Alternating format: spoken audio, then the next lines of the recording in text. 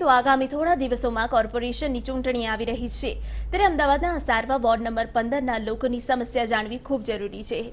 અહીં ભાજપની પેનલ વિજેતા બનતી આવે છે, પરંતુ વિકાસના કામો કોઈ થતા જ નથી।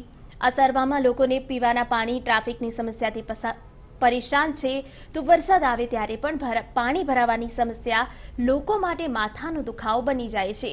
લોકોના આક્ષેપ છે કે આ અંગે અનેક વાર રજૂઆતો કરાઈ છે, પરંતુ હજુ સુધી સમસ્યાનો કોઈ ઉકેલ નથી આવ્યો।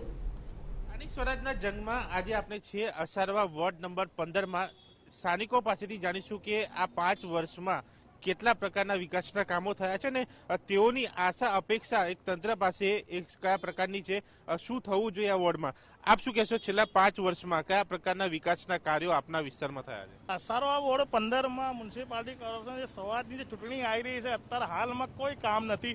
લોકસભાના સાંસદ સભ્ય શ્રી કીડભાઈ છે, ધારાસભ્ય પ્રદીપભાઈ છે અને 4 ટર્મથી બિપિનભાઈ પટેલ છે। અહીંયા કોઈ એવું વિકાસ નથી દેખાતું, કોઈ હોલ કે કોમ્યુનિટી હોલ, અહીંયા કોઈ ગાર્ડન, અહીંયા 93માં બસો ચાલતી હતી, અત્યાર સુધી કોઈ બસો બી નથી।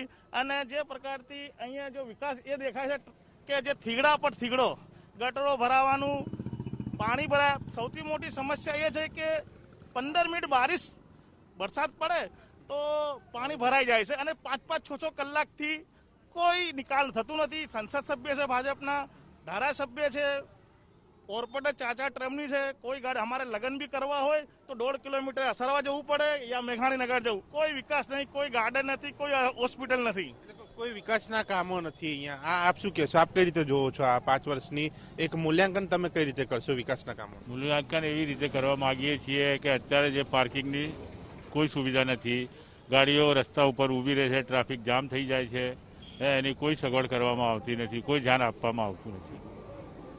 કોઈ ધ્યાન આપવામાં આવતું નથી, પાર્કિંગની સમસ્યા છે। આપ શું કહેશો, શા માટે આપના વિસ્તારમાં જે પ્રકાર કહેવામાં છે વિકાસના કામો નથી થતા, શા માટે? શું એવા કઈ વસ્તુ છે જેના કારણે આ વસ્તુ નથી થઈ રહી?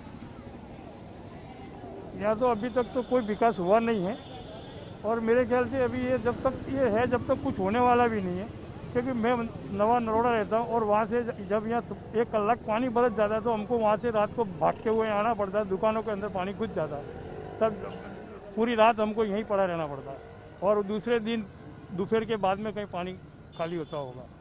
तो क्यों ऐसा, क्यों आपको क्या लगता है कि किस वजह से यहाँ पे विकास नहीं हो रहा है? क्या वजह है यहाँ पे? पब्लिक दिनों दिन बढ़ती जा रही है और यहाँ गटर का कोई उसमें वो है ही नहीं कि भाई ये पहले से सफाई होती है, वो तो गटर नहीं भरा है। એટલે કે અહીંયા વિકાસના કામો જે થવા જોઈએ તે નથી થઈ રહ્યા। અહીંયા અન્ય લોકો પણ છે, તેમની સાથે વાત કરીશું। આપ તમે શું કહેશો, અહીંયા તમારા વિકાસમાં શું જરૂરિયાત છે? તમને શું લાગે છે તંત્રએ શું કરવું જોઈએ અહીંયા? અહીંયા બસો નહીં, ક્યાં બહાર જવા માટે લાલ બસો પહેલા હતી, અત્યારે નહીં મળતી, આમ અત્યારે ચાલુ નહીં, એટલે ચાલુ થવી જોઈએ, બસ ચાલુ થવું જોઈએ। એટલે કે અહીંયા એ જરૂરી છે કે જે પ્રકારે લોકો કહી રહ્યા છે કે 5 વર્ષમાં વિકાસના કાર્યો નથી થયા, અહીંયા ગાર્ડન નથી, કોમ્યુનિટી હોલ નથી, જેના કારણે લોકોને દૂર જવું પડી રહ્યું છે, સાથે વરસાદી પાણી ભરાવા અને ગટરના પાણી બેક મારવાની પણ સમસ્યા છે। એટલે કે 5 વર્ષનું જો મૂલ્યાંકન કરીએ તો સ્થાનિકોના કહેવા પ્રમાણે અહીંયા એક પણ વિકાસના કાર્યો નથી થયા અને જો જે કામ થાય છે તે માત્ર દેખાડા પૂરતું થયેલું છે તેવું સ્થાનિકો માની રહ્યા છે। કેમેરામેન હિરેન ખલ્લા સાથે દર્શન રાવલ, TV9 અમદાવાદ।